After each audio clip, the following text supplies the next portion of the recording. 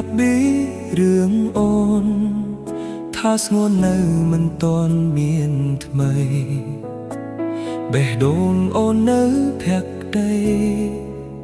ស្រីទ្រាំរងទាំងមិនភ្លេចបង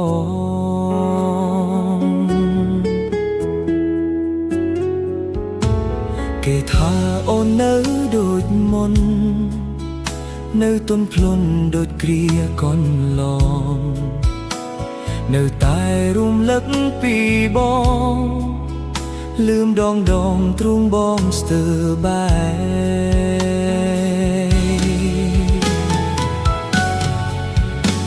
ចង់វិលទៅរកអូនណាអតីតសង្សារចាស់បងអើយតែយើងចប់យូរណាស់ហើយបកក្រោយមិនបានឡាយថ្លៃ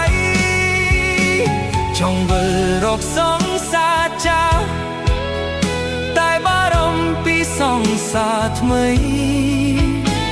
ខ្លាចគេត្រូវឈឺរីងរៃព្រោះស្គាល់គេទៅបងចេះស្មោះ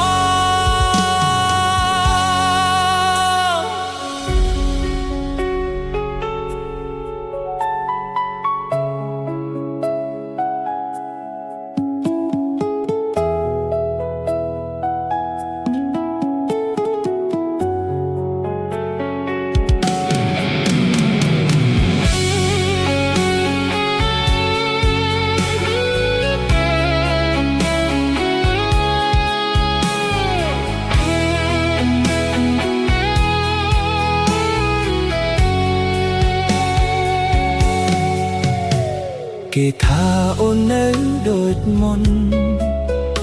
នៅទន់ភ្លន់ដូចគ្រាកន្លង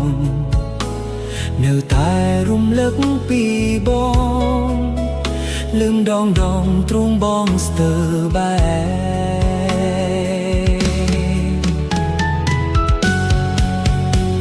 ចង់វិលទៅរកអូនណា